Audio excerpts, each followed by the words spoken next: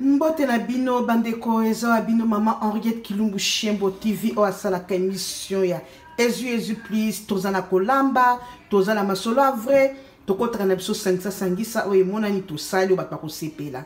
bino moko so bomoni déjà mafuta ba mungwa ba tomato ba pilipili ba dongo dongo la kisi ke tozana musala siko ya elubu na 5 na ba abonné na nga nyonso na ba koti te bokota Olamba côté bazan ba abonné Henriette Kilumbu Shembo te bokota bomi abonné gratuitement. Awa tozana masolo ya dongo dongo. Dongo dongo na mbisi. Mbisi bota ndenge se fandi yangwana kuna na kacha mai. Awa sikoyo tokobana na dongo dongo. Elubu na nga lelo ezali dongo ko kalinga yangoyo. Tobesi nango to sokola ki bien na kati yango. Eza dongo dongo ya mai te o ya ze yango pezaka kitoko pour la santé mais lelo nazo kalinga on kaka tokoli yango na mbisi na biso tokotumba na fo mbiso ezaka nango na Australia bandeko ezaka mbisi mo kitoko makasi mais nayebi nanga kombo yango na lingala te nayebi te na je ne sais pas même en français nayebi kombo nango te nayebi kaka keza mbisi mo kitoko. Ah, bazobenga soki baramunda, je pense. Bazobenga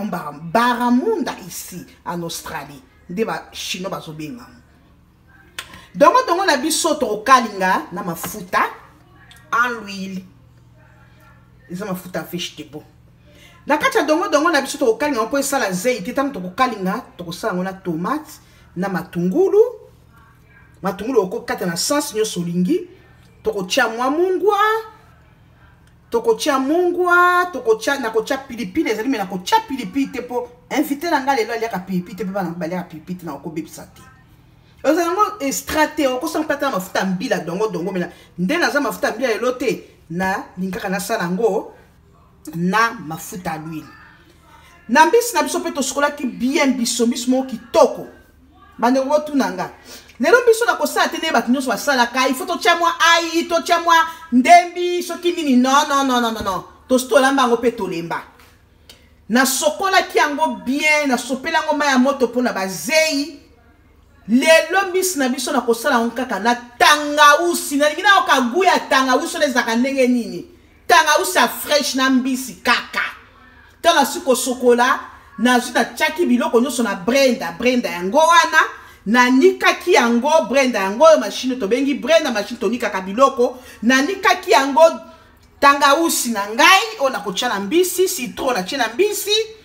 na chena ngali tungulu tina bikaka na nika no kaguya tangausi tina mukua tangausi na boy ai na boy matungulu bien si ba chaka matungulu mwa ai ba mso chaka mwa muscade ba mso celery o ezande model na ngai na bimisi ya sika na lingina chaka ka supu ya tangausi na yoka ekota tina mikuwa mbisi noka ya matungulu ya ai ya celery na o ya simple yo ezala kelengi ndenge ni na yoka wapi ndeko gagner na kata mbisi pe to chaki spice na biso oyo po epesa ngo mo arrête epesa ngo rouge po mbisi pe bongaka pembe te bongaka moi rouge muke po epesa bien na sima mbisi na biso to kozwa supu kaka ya mbisi oyo toko salango na mafuta toko tia l'huile d'olive to salango to kalingi yango na ko tia ngo pembeni po bana nga balingaka teke so na sali mbisi boye na sopeli so ba matungula bango bakozwa na sali mususu batie balie nango OK toki ko banda tozo banda sikoyo na pelisi moto ba ya mwasi na dongo na biso na ko tia mafuta na biso sorry so ina tiki mufuniko kuna bama ebeta kano na kocha mafuta na nzungu na biso oyo ya kokalinga dongo poto kozala na légume mususu te sauce mususu te kaka dongo na kati dongo na biso tokocha tomate na che dongo na nga yango to stokati na che na zui tomato na nga yo na sina kataki na che na sali tomate mibale ya mwa minene po ya monde kozala sauce po na koyede ba na balia na kozwa matungulu na ngai oyo na tie okukata ngo na sens nyonso soko lingi ya ronda ba olingi yango ezala ronde kaka bino na tie tomate na tie matungulu to tie mungwa pe na kotia na fungola mungwa na tia na chepe mungwa na kati mais avec mesure mais les kate na ko tia nga ba spice mingi tinga na misala nga biloko ba spice te na misala nga biloko ba spice te dongo na biso yango na tia na moto ekozaka ko kalinga makaka na tomate oyo easy simple yango wana bomoni baya mwasi na koke na four na nga pona pelisaki yango déjà échauffé na base ese chauffé na kozwa mafuta na nga oyo mafuta na nga ya l'huile extra virgin na olive oil na kozwa na kotiango na sani oyo oh nzungu ya four par exemple soko ningoka na kotia na nga mafuta mingi te c'est tout na zongisa yango esika nango na kozwa mbisi na ngai yango wana batia aite batia matungulu te loko te kaka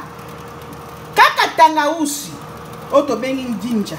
na kolongola mbisi na ngai na tiango na kati ya four bomoni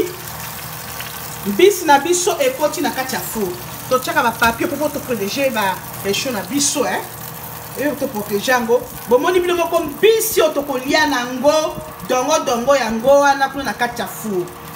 na sina tiaki moto tokangi yango tango ekobela toko présenter yango likolo mbisi na biso na bina kokosala soupe oyo ezalaki na mbisi na kotia mafuta na nzungu mususu na kokalinga yango po toka kosopela basopelaka yango likolo mpona kotika kaka mbisi sec te tolia ndengwa na kotia pembeni mpona bapaya na nga na bana nga balingaka yango te bango bakozwa matungulu bango pembeni bami servir dongo na biso ya moto yango wana totiki yango wana kuna donc bandeko merci mingi kolanda ndenge lolenge tozo kosala biloko na biso bozopesaka biso pe mayele mingi bopesaka biso mayele mingi na mosala bozopesaka biso baya mwasi nzamba pambola bino bokota bomi abonné oh nyonso na koti te akota ami abonné et par Ariette Kilumbu Shembo TV masolo eza ubo awa siko tokozwa l'huile d'olive na biso totie awa yango nde na kokalinga nango soupe oyo na kotiaka moke to elembisa matungulu napelisi moto sikoyo soupe na biso oyo ya mbisi